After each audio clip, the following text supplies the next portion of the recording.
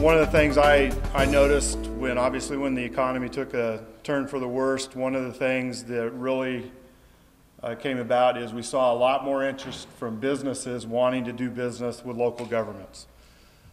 We saw a lot of people who had no clues to what they were doing, and obviously those businesses didn't come back the second time, the third time.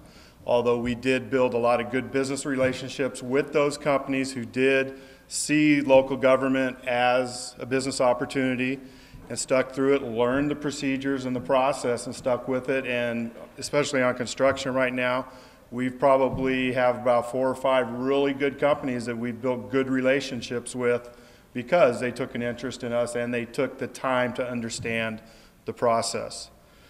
So the first thing you really have to do is you need to introduce yourself. Obviously, it's much easier to introduce yourself to a local government than it is the federal government.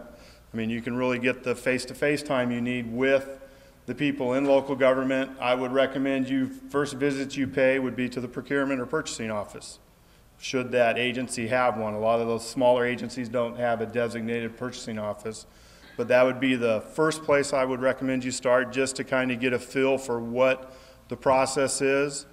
What you can do, what you can't do. A lot of the agencies are different with that respect. Typically, the last folks you really want to get mad are the purchasing people. Okay, so introduce yourself, find out who they are. Also find out who the key players are. Find out who or what department would be interested in the goods or services you can provide. And the purchasing people can help you identify who that person would be and who you really need to speak with and reach out to in order to establish a business relationship. As Tony said, understand the process. The process is different. Okay, we do have certain Florida statutes we have to abide by. If we're spending federal money, we have federal regulations we have to abide by.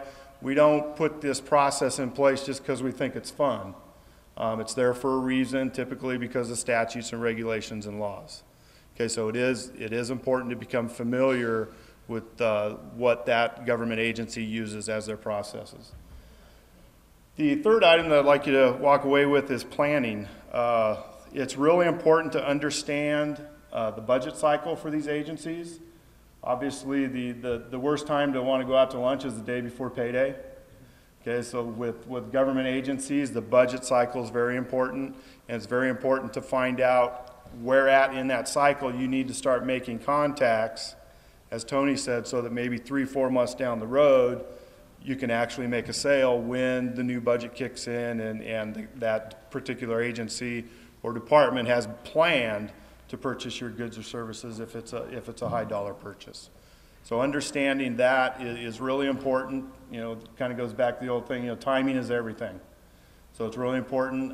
Just so you know, all local governments and counties are on a October 1 through September 30th fiscal year. The school boards are on a July 1 through June 30th.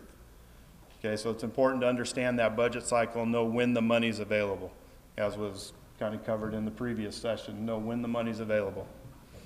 Okay, and I thank you. Thank you, Mike.